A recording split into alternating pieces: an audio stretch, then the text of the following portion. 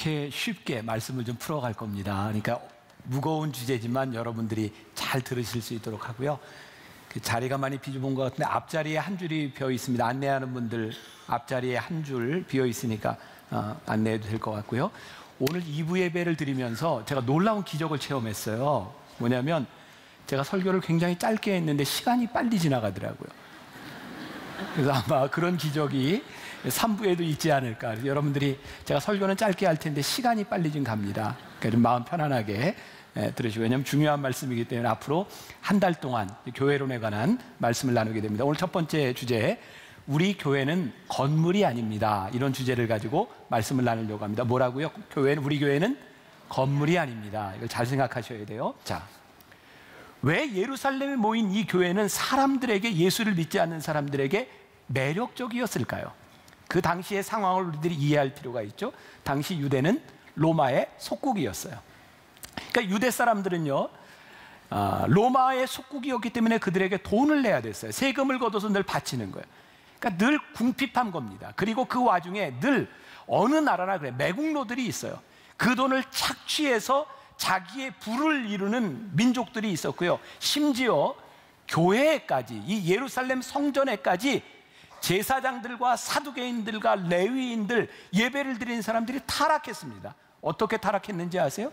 제사를 드리러 오는 사람들에게 돈을 바꿔주고 재물을 바꿔주면서 부를 축적하는 사람들이 있었어요. 그러니까 예수님께서 예루살렘 성전을 보시고 이렇게 말씀합니다. 누가복음 19장 46절에 그들에게 이르시되 기록된 바 내 집은 기도하는 집이 되리라 하였거늘 너희는 강도의 소굴을 만들었도다 하시니라.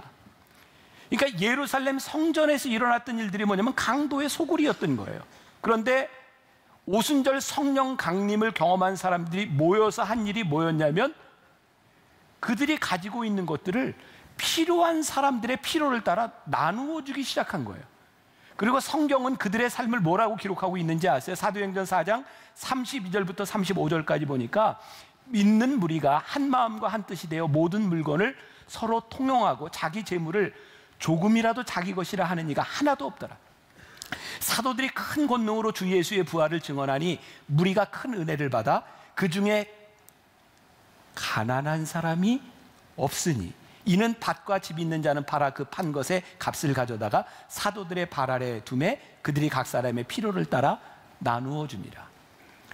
당시의 사람들이 경제적으로 굉장히 피폐했기 때문에 돈을 모으려고 착취를 하고 그런 상황 가운데서 놀랍게도 자기가 있는 것을 가지고 나누기 시작했는데 가난한 사람이 없어진 거예요.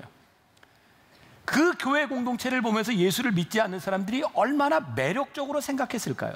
아마 그 당시에 예루살렘 성전에 유대인들이 처했던 그 상황 가운데서 이 경제적인 문제가 굉장히 중요했기 때문이죠. 그러니까 교회는 단순히 경제적인 문제를 해결하는 공동체, 이런 차원의 문제가 아니라 지금 이 시대를 살아가며 하나님의 뜻이 무엇이고 하나님이 우리들에게 주신 사명이 무엇인지를 알고 행하는 것들을 바라보며 세상의 교회를 보며 매력적으로 느꼈어요. 놀라운 일은요, 사도행전 5장에서 일어납니다. 여러분 들어보셨을까요? 아나니아와 삽비라라고 하는 사람. 이 아나니아와 삽비라가 교회를 봤어요.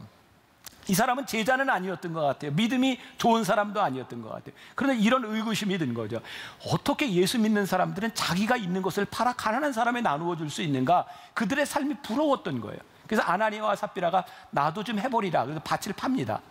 파는 것까지는 됐는데 이걸 다 내려고 하니까 아까운 거예요. 그래서 반을 이렇게 숨기고 베드로에게 가져가죠. 베드로가 성령님께서 깨닫게 하신 거죠. 네가 성령님을 속이는구나. 아나니아와 삽비라가 성령님을 속였다 죽습니다. 여기에서 말하려고 하는 포인트는 그들이 성령님을 속여서 죽었다, 이런 저주의 말이 아니라 어쩌면 제가 느끼기에 이 사도행전 공동체에서 보여주는 것은 세상 사람들이 교회를 얼마나 부러워했는가를 보여주고 있어요. 사도행전 8장으로 넘어가잖아요. 거기에 시몬이라는 사람이 등장합니다. 이 사람이요, 돈을 가지고 사도들에게 능력을 살려고 합니다. 사람들을 고쳐주는 일들, 안수하는 것들을 배우려고 돈을 가지고 옵니다. 초대교회에서 일어났던 일들을 바라보며 돈으로 뭔가를 해결하려는 사람들이 있었던 거예요. 제 말을 오해하지 마세요. 저는 우리나라에 이 이단 사이비들이 성행했던 때 정말 놀라운 하나님의 축복이 있었다고 생각하거든요. 왜냐하면 그들이 그렇게 교회를 본받고 싶어서 사이비 짓을 한 거예요. 믿음으로 하지는 못하지만 비슷하게 흉내를 내려고 하는 사이비와 이단들이 있었어요. 만일 지금 우리 교회에, 한국 교회 안에 이단들이 다 사라지고 더 이상 사이비들이 등장하지 않는다면 뭘 반증할까요? 더 이상 교회는 매력이 없어. 우리가 닮을 것이 없어. 그러니까 역으로 생각하면 사이비와 이단이 있는 거 웰컴입니다. 오해하지 말라 그래서 제가 이단을 승인하는 게 아니에요. 야, 그들이 믿는 무리들을 굉장히 매력적으로 보고 있구나. 제가 썼던 책 중에 예수 믿지 않는 사람들의 눈에 비친 교회라는 책이 있습니다. 책이 아마 제목이 길어서 많이 안 팔린 것 같아요. 많은 사람이 몰라요. 제가 선교학 박사입니다. 그건 아시죠? 네, 제가 선교학 박사예요. 그래서 박사가 돼서 뭐를 했냐면 어떻게 하면 교회를 매력적으로 만들 수 있을까 이런 연구를 한 사람이에요. 근데 그 중에 제일 중요한 제 키포인트가 뭐였냐면 교회는 우리 크리스찬의 눈으로 보는 것이 아니라 예수 믿지 않는 사람들의 눈으로 교회를 봐야 된다는 게 제 논문의 요지였어요. 저는 초대교회에 있었던 교리적인 논쟁들과 당시에 있었던 편지들을 가지고 논문을 썼는데요. 정말 놀라운 것은요, 300년에서 400년, AD 300년에서 400년, 100년 사이에 전 유럽이 복음화가 됩니다. 굉장히 놀라운 일입니다. 그 당시에 이제 381년인가요? 테오도시우스 황대가 기독교를 국교로 만듭니다. 이 100년의 와중 가운데 이 로마는 굉장히 민족적으로 나라가 어려운 기간을 걷습니다. 외부에서부터 소위 말하는 바바리안, 뭐죠 바바리안이? 바바리안, 한국말이 생각이 안 나네요. 바바리안 아시는 거죠? 이방에서 이 바바리안 있어요. 이렇게 침입을 해왔어요. 그래서 로마가 굉장히 어려워졌어요. 그러니까 전쟁으로 굉장히 어려워지니까 황제가, 나라가 어려운 사람들을 구해야 되는 거예요. 당시에 기독교 인구가 10%가 되지 않았습니다. 전체 인구에. 근데 황제가 생각하죠. 내가 이 쌀을, 이 음식을 가지고 어려운 사람을 도와야 되는데 이것을 누구한테 시킬까? 근데 정부가 유일하게 맡길 수 있는 기관이 어디였냐면 교회였습니다. 그래서 그 당시에 교회에 따라다니는 수식어가 하나 있었어요. 영어로 호스피탈리티라는 말입니다. 이 말은 지금 우리가 쓰는 호스피스라고 하는 말의 어원과 같은 말이에요. 환대한다 이런 말입니다. 당시 로마의 황제 중에 유일하게 이제 그 당시에 기독교를 배교하고 다시 이교 국가로 만들려고 하는 황제가 있었습니다. 그 사람의 이름이 줄리안이에요. 그래서 그 사람을 우리가 배교자라고 부릅니다. 그래서 그 사람이 로마 제국을 다시 이방 이교 국가로 만들기 위해서 이방에 있는 제사장들에게 편지를 보냅니다. 제가 이제 논문 썼던 게 이제 그 내용들이에요.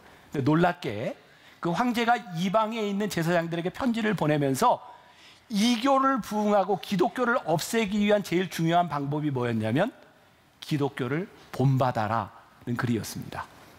왜 기독교를 본받냐면 기독교는 영어로 표현 strangers라고 하는 말인데 이 말이 뭐냐면 이방인들, 예수를 믿지 않는 사람들에게도 저렇게 환대를 베푸는 크리스찬들을 본받아라. 그게 기독교를 이길 수 있는 방법이다라고 말을 합니다.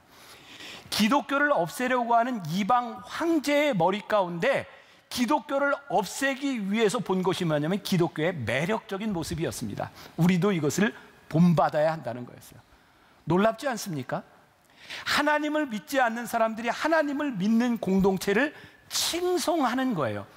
이것은 건물을 이야기하는 것이 아니라 그 안에 모여진 사람들이 하나님 나라의 다스림을 받으며 그들이 하는 일들을 바라보며 그들이 칭송했을 때 하나님께서 구원받는 숫자를 더하셨다라고 되어 있어요. 제가 참 마음이 슬프고 참 안 좋은 부분이긴 한데 제가 벌써 한 15년쯤 됐네요. 제가 만나교회 담임을 시작하면서 우리가 꿈꾸는 교회라고 하는 시리즈로 10주 동안 설교를 했던 적이 있어요. 그때 제가 이런 이야기를 했습니다. 저에게는 꿈이 있습니다. 우리 교회에 대한 꿈이 있습니다. 어떤 꿈을 이야기했냐면 우리 교회 때문에 이 앞에 있는 동부코롱 현대 아파트 그리고 주변에 있는 땅값이 오르는 꿈을 가지고 있습니다. 그리고 제가 교인들에게 이렇게 얘기했어요. 여러분 빨리 집 팔고 땅 팔아 요 앞으로 이사 오십시오. 집값 뜁니다. 지금은 늦었어요. 지금은 늦었고 그때 근데 여러분들, 제가 왜 마음이 아픈가? 그때 교인 중에 미국에서 유학을 와서 이 예배에 참석했다가 그 설교를 듣고 저에게 편지를 쓰고 교회를 떠난 사람이 있습니다. 무슨 사회에서도 젊은 사람들이 집 사는 게 얼마나 어려운 일인데 교회에서도 그런 설교를 합니까? 제가 마음이 안타까워서 제 설교의 요지는 집값과 땅값이 뛰는 것이 아니었어요. 왜냐하면 당시 교회가 세워지고 교회가 들어서면 주변에 있는 사람들이 다 반대를 했어요. 교회가 들어오면 복잡해지고 시끄러워진다는 거예요. 주변에 땅값이 떨어진다는 거예요. 교회가 세워지면 사람들이 반대를 합니다. 제가 마음이 너무 아팠어요. 하나님, 저에게 꿈이 있습니다. 만나교회가 이 땅에 존재하는 이유, 그것 때문에 우리 가정들이 가지고 있는 노인 문제, 아이들에 대한 문제, 가정에 대한 문제, 이 문제들이 교회가 있음으로 인하여 해결될 수 있고, 교회가 있음으로 인하여 우리가 여기에 살아야 될 이유가 있기 때문에 하나님, 만나교회로 인하여 주변의 집값과 땅값이 뛰는 역사가 일어나게 하여 주옵소서. 오해하지 마세요. 땅값이 올라가는 것에 대한 초점이 있는 것이 아니라 하나님의 다스림이 있는 교회가 그만큼 매력적이 되었으면 좋겠다고 하는 제 믿음의 소원이 있었던 거예요. 교회가 그렇게 되지 않아요? 그렇게 돼야 되지 않겠습니까? 건물이 교회가 아니라 그 안에서 무슨 일이 일어나고 있는가? 오늘 말씀의 핵심이 될 것 같아요. 건물이 아닌 교회에서 일어나는 일들, 그것은 어떤 일이어야 하는가? 예수님께서 이 땅 위에 오셔서 예루살렘 성전, 그곳에 제사장들과 사두개인들과 바리새인들과 많은 갈등이 일어났어요. 이유는 뭐냐면 그들은 자꾸 전통을 지키려고 하는 자들이었고, 예수님은 이 땅 위에 오셔서 그들에게 하나님의 마음을 보여주고 싶으셨어요. 예루살렘 성전은 전통의 지배를 받고 있었고, 예수님은 이 땅 위에서 하나님의 나라를 선포하셨어요. 자, 교회는 건물이 아니다. 이게 무슨 의미냐면 우리는 더 이상 교회가 가지고 있는 전통의 지배를 받는 것이 아니라 하나님 나라의 다스림을 받겠습니다. 여기도 오해하지 마세요. 전통이 나쁜 것은 아닙니다. 그러나 전통을 마치 나에게 길들여진 가장 편안한 생각의 패턴, 이렇게 전통을 생각한다면 전통은 굉장히 위험한 것입니다. 제가 올 한 해 교회에서 굉장히 많은 시도들을 가지게 될 겁니다. 그 이유는 하나님의 나라를 꿈꾸기 때문입니다. 지금 여러분들은 이해하지 못할 일인데요, 15년 전 제가 만나교회 담임이 되었을 때 제일 먼저 했던 일이 뭐냐면, 하고 싶었던 일들은 뭐냐면 말씀을 가지고 아래로 내려오는 일이었어요. 여러분들이 지금은 상상이 안 될 거예요. 그 당시에 이 강단이 여기서부터 1.2m가 더 높았습니다. 그리고 이 가운데는 큰 강대상이 있었고요, 여기에 있는 카펫은 빨간 카펫이었습니다. 당시 목회자들의 마음 가운데, 많은 목회자들의 마음 가운데, 이거 틀린 것이 아니에요. 말씀을 교인들에게 선포하는 탑 다운 방식으로 말씀을 교인들에게 이렇게 던졌습니다. 근데 저에게는 하나님의 말씀을 이렇게 선포하는 것보다 제가 말씀을 가지고 내려가고 싶었어요. 그래서 기존의 교회가 가지고 있었던 이런 기존의 강단의 개념을 내려놓고 말씀을 가지고 제가 내려와야 되겠다라고 생각했어요. 여러분, 강단의 높이는 진리에 대한 문제가 아니라 말씀을 전하는 방법에 대한 문제입니다. 진리는 말씀에 있는 겁니다. 그런데 그거 쉽지 않았습니다. 왜냐하면 그동안 우리들이 가지고 있었던 전통에 대한 문제였기 때문이죠. 예루살렘에 있었던 유대인들과 사두개인들, 율법을 주장하는 사람들, 그들이 예수님과 계속해서 갈등을 가졌던 이유, 그걸 대표적으로 드러내는 게 뭐냐면 안식일에 대한 논쟁이었어요. 자, 여러분들 이 부분을 잘 이해해야 돼요. 예수님께서요, 안식일 날 손 마른 자를 고쳐주셨어요. 마태복음 12장 이하에 나오는 말씀입니다. 그랬더니 이 사두개인들과 제사장들, 레위인들이 예수님이 손 마른 자를 고치시는 걸 보고 예수님을 비난하는 거예요. 왜냐하면 그들이 가지고 있는 안식일의 전통에 의하면 안식일에는 일을 하면 안 되는 거예요. 그러면 하나님께서 이스라엘 백성에게 안식일 날 가르쳐 주신 것이 있어요. 이스라엘 백성들이 출애굽할 때 광야에서 만나를 거두는데 안식일을 제외하고는 모두 그날 것만 거두게 하셨어요. 그리고 안식일에는 하루 더 거둬도 돼요. 안식일에는 일하지 말라. 하나님께서 뭘 가르쳐 주고 싶으셨는지 아세요? 너희들 염려하지 마라. 내가 너희를 먹인다. 그래서 안식일을 지키는데 이제 율법학자들이 뭘 만들기 시작했냐면 안식일을 거룩하게 지키는 방법을 만들기 시작한 거예요. 그래서 그들은 안식일을 주신 하나님의 마음은 다 잊어버리고 안식일을 지키는 규칙을 지키기 시작했어요. 예수님께서 병자를 고치셨는데 그것은 규칙을 어기는 일이었어요. 예수님을 비난합니다. 예수님께서 이렇게 말씀하시죠. 얘들아, 안식일이 누구를 위하여 있는 것이니? 하나님께서 너희들에게 안식일을 주셨을 때 너희를 위하여 있는 것인데 너희는 안식일을 지키기 위하여 하나님의 마음을 잃어버렸구나. 여러분, 예수를 믿는다고 하는 것은요, 예수님이 하셨던 그 당시의 행동을 그대로 따라하는 것이 아닙니다. 예수님이 그렇게 하실 수밖에 없었던 예수님의 마음이 우리들 가운데 들어올 때 우리들의 마음속에 진리가 살아나는 거예요. 교회 안에서, 교회가 연수가 오래되면 오래될수록 교회 안에 전통이 세워집니다. 한국 교회에 일어나고 있는 제일 힘든 일들이 뭔지 아세요? 그 교회를 은퇴한 목사님과 새로운 목사님 사이의 갈등입니다. 여러분, 교회가 참 힘든 것 중에 하나가 신앙생활을 오래 하면서 장로의 직분도 가지고 권사의 직분도 가지면 어떤 생각이 드는지 아십니까? 우리 때는 이랬다는 거예요. 하나님의 마음은 사라지고 우리들이 그동안 해왔던 일들이 우리를 주장하기 시작합니다. 자, 제가 왜 오늘 이런 이야기를 장황하게 이렇게 제가 핏대를 높여가면서 이야기하는가? 올 한 해 우리 교회에서 일어나는 일들 가운데 우리들이 보아야 될 것이 있는데 하나님의 마음과 하나님의 생각이 우리 교회에 있는가를 보지 않는다면 우리들이 해왔던 전통들이 우리를 힘들게 할 수도 있어요. 그래서 이렇게 정의를 내립니다. 교회는 전통을 세우는 것이 아니라 하나님의 진리가 세워지는 것이 교회다. 우리의 전통을 보존하는 것보다 하나님의 진리가 드러나고 하나님의 뜻이 드러나는 것이 우선이다. 나의 익숙함보다는 하나님의 선하심이 드러나는 것이 교회다. 교회는 나의 생각대로 되어지는 것이 아니라 하나님의 생각대로 되어지는 것이 교회다. 우리가 흔히 이야기하는 타락한 교회. 어떤 것이 타락한 교회일까요? 저는 교회의 가장 큰 문제는 목회자에게 있다고 생각합니다. 목회자만 잘하면, 목회자만 타락하지 않으면 교회는 일단 건강할 확률이 많습니다. 그러니까 여러분들이 담임 목사를 위해 기도해야 되는 이유는 제가 타락하지 않아야 되기 때문입니다. 그러니까 여러분들 담임 목사를 위해서 기도하세요. 진짜 기도하세요. 이거는 저를 위해서가 아닙니다. 하나님이 세워주신 이 교회가 건물이 되지 않도록. 여러분, 목회자에게 제일 큰 유혹이 뭔지 아세요? 이 교회 안에서 권위를 가지려고 하는 거예요. 만나교회는 이 건물 모든 재산들이 저희 감리 교단 안에 들어가 있을 뿐만 아니라 만나교회 법인체가 되어 있습니다. 종교법인이 되어 있어요. 종교법인의 대표가 누군지 아십니까? 접니다.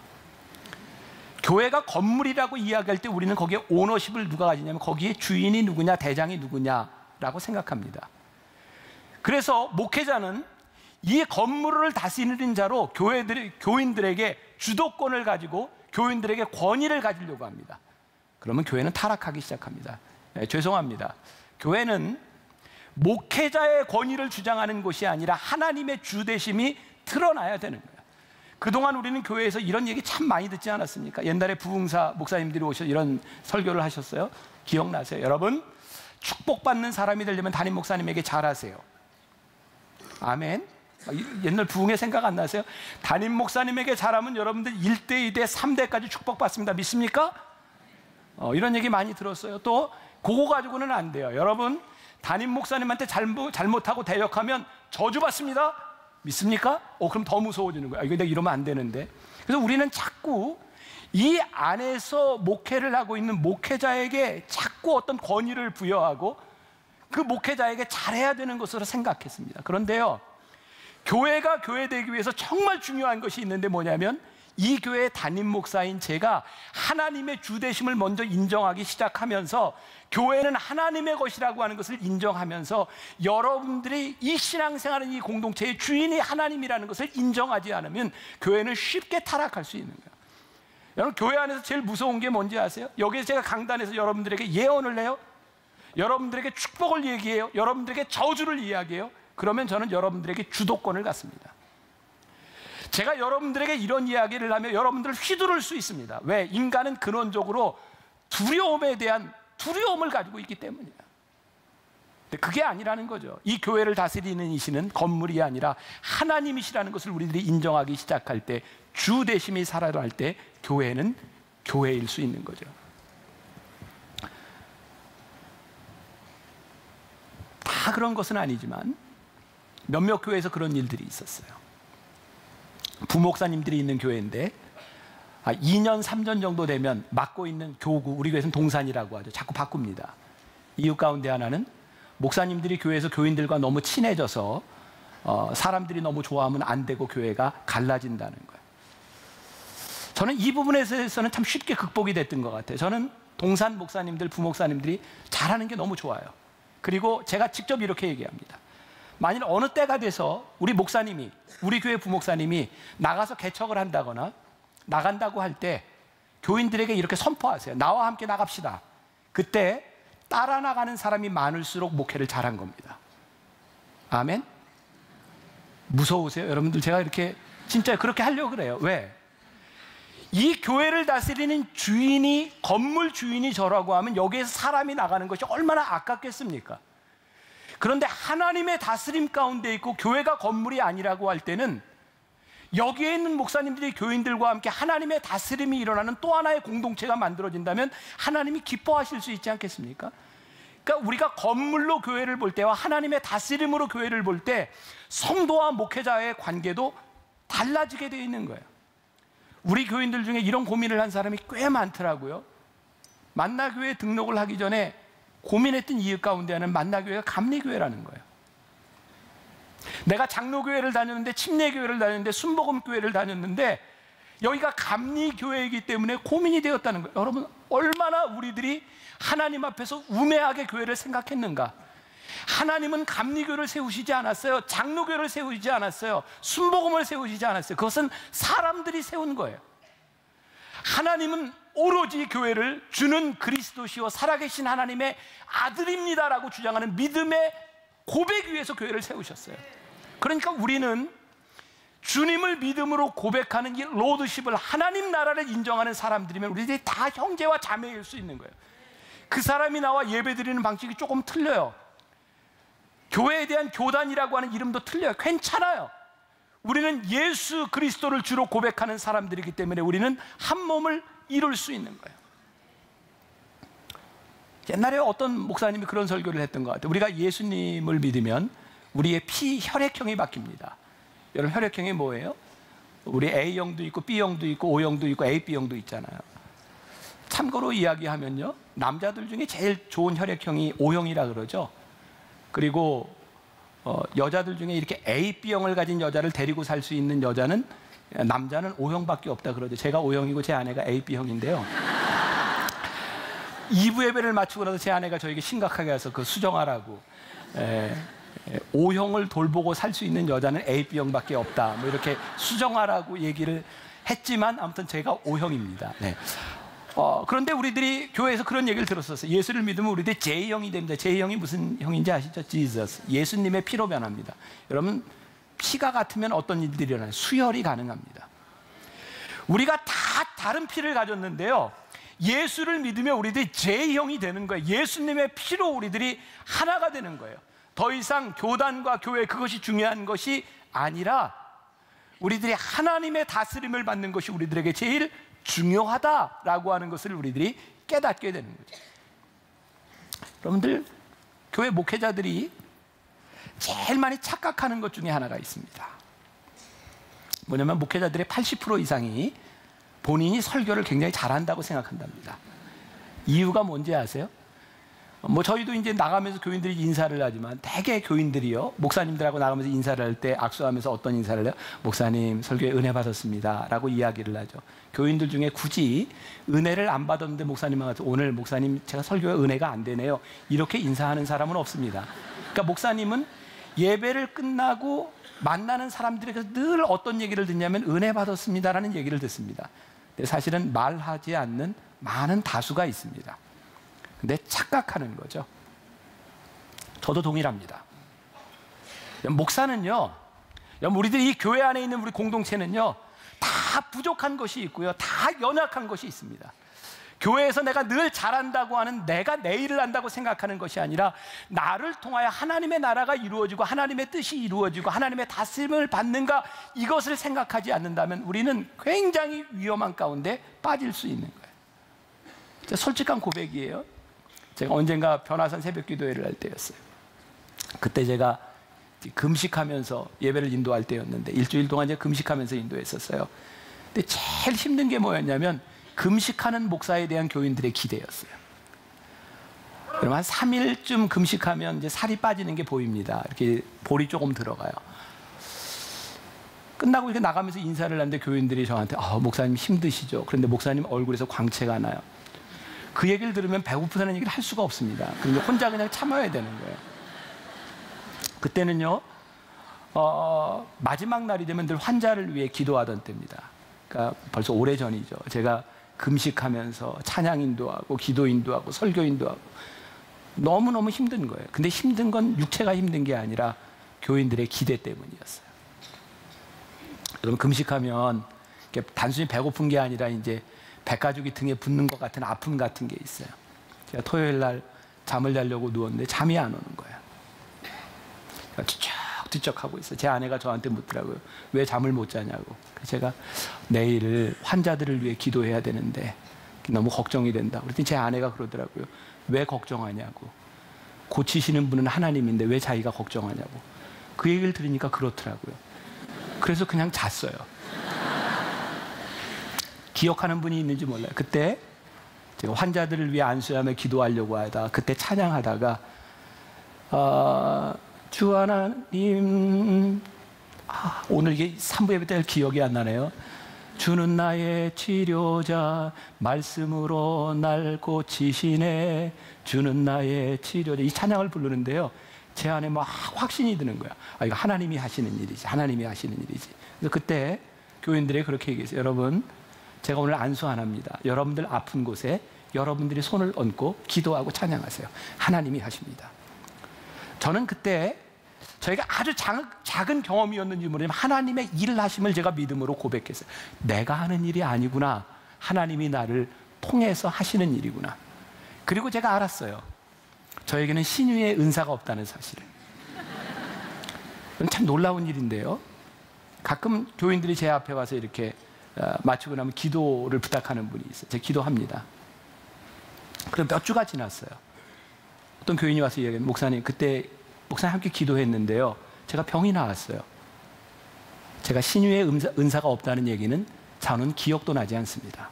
만약에 제가 신유의 은사가 있는 사람이라면 기도할 때 내 능력이 나갔느니라 뭐 이런 게 좀 느껴져야 되는데 저는 아무런 느낌도 없어요. 그래서 제가 깨달은 거예요. 하나님이 그의 믿음을 보시고 일하시는구나. 전적으로 하나님의 주권에 속한 문제고 하나님의 일하심에 대한 문제인데, 우리는 사람들을 다스리려고 하고 교회를 다스리려고 하고 건물을 다스리려고 하고 우리의 전통을 다스리려고 하고 우리들의 가진 것들을 자꾸 다스리려고 해요. 그래서 오늘 여러분들에게 말씀드린 거예요. 교회는 건물이 아닙니다. 교회는, 우리가 다시 꿈꾸는 교회는 하나님의 다스림이 있는 교회, 하나님이 우리를 다스리시는 교회. 그래서 예수님께서 이 땅 위에서 복음을 전하실 때에 사람들이 이렇게 이야기합니다. 그의 가르치는 것이 사두개인들과 바리새인과 같지 아니하다.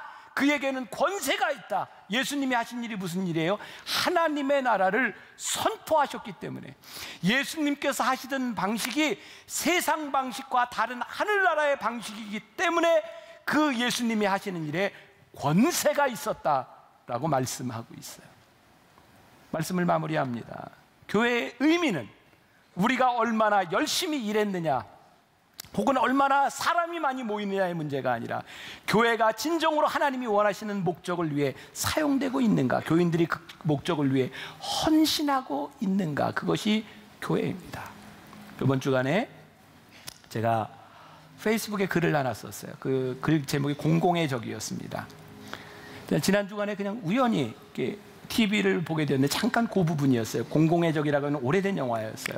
옛날에 본 적이 있지만 그 영화를 보면서 이렇게 생각난 게, 그 공공의 적이라는 영화에 아주 페류나가 나옵니다. 돈 때문에 자기 아버지와 어머니를 칼로 찔러서 죽입니다. 제가 보았던 장면이 뭐냐면 아버지와 어머니를 칼로 찔러 죽이고요. 그 피 묻은 칼을 닦는 장면이었어요. 근데 뒤에 어떤 장면이 나오냐면 칼에 찔려서 죽어가는 어머니가 자기를 찌를 때 찢겨나간 아들의 손톱 조각을 죽어가면서 억지로 집어다가 삼킵니다. 혹시라도 아들이 범인인 것이 밝혀질까 봐 어머니는 그 아들의 손톱을 삼키고 죽습니다. 우리는요, 허물들을 참 많이 드러내는 것 같아요. 누군가의 허물을 드러내면 내가 조금 위안을 받습니다. 저는 우리나라의 가장 큰 비극 중에 하나는, 정말 큰 아픔 가운데 하나는 정권이 바뀔 때마다 허물을 드러내며 복수하는 일이었던 것 같아요. 지금도 그 일은 또 반복되고 있고 다음 정권이 바뀌면 또 그렇게 될 것 같아요. 제가 이런 글을 썼어요. 우리들이 공의를 드러내며 공공의 적을 만들면 나는 평안함을 느낄지 모릅니다. 그런데 정말 우리들에게 필요한 것은 덮어주는 은혜가 한 번쯤은 필요하지 않을까요? 여러분, 오해하지 마세요. 불의한 일을 덮자 이런 얘기가 아니라 은혜로 덮는 것이 훨씬 더 힘이 듭니다. 이건 정말 몸부림치지 않으면 안 되는 일이고요, 누군가 이 고리를 끊어내지 않으면 안 되는 일이거든요. 그런데 저는 교회를 보면서 그런 생각이 들어요. 요즘 교회 안에서 일어나는 부도덕한 일들, 불의한 일들, 잘못된 일들. 근데 교회는 말이죠, 여러분들의 신앙을 키워주는 어머니 같은 곳 아닙니까? 그 어머니가 자식의 허물을 위해서 안간힘을 쓰고 아들의 손톱을 삼키고 죽는 그 어머니의 마음은 아들이기 때문이에요. 교회는 하나님의 다스림이 일어나야 하는 곳이기 때문에 우리가 어머니 같은 교회를 사랑해야 되고, 이 교회가 올바로 세워지고 다시 한번 교회가 그 역할을 감당하기 시작할 때에 놀라운 부흥의 역사, 사람이 늘어나는 부흥의 역사가 아니라 변화를 시키는 부흥의 역사가 일어날 수 있기 때문에 우리들이 교회를 다시 생각하는 거예요. 여러분, 한국의 7만여 개의 교회 가운데 여러분들이 지금 이 자리에 앉아 있는데, 이게 건물의 만나 교회가 아니라 여러분들의 하나님의 다스림이 일어나는 장소가 되고 하나님의 다스림이 있는 교회가 되기 위해서 우리가 생각해야 되는 교회가 있잖아요. 교회여 일어나라, 우리 찬양할 텐데, 여러분 이 찬양하면서 여러분들 뜨겁게 교회를 위해서 기도해 주세요. 만나 교회를 위해서가 아니라 하나님의 다스림이 있는 교회, 이 땅의 교회들이 다시 일어날 수 있기를, 하나님의 다스림이 강력하게 일어날 수 있기를 여러분들 기도하시고, 여러분들의 삶에서 한 주간 하나님의 다스림을 경험하는 각자의 교회가 될 수 있기를 주님의 이름으로 간절히 축원합니다.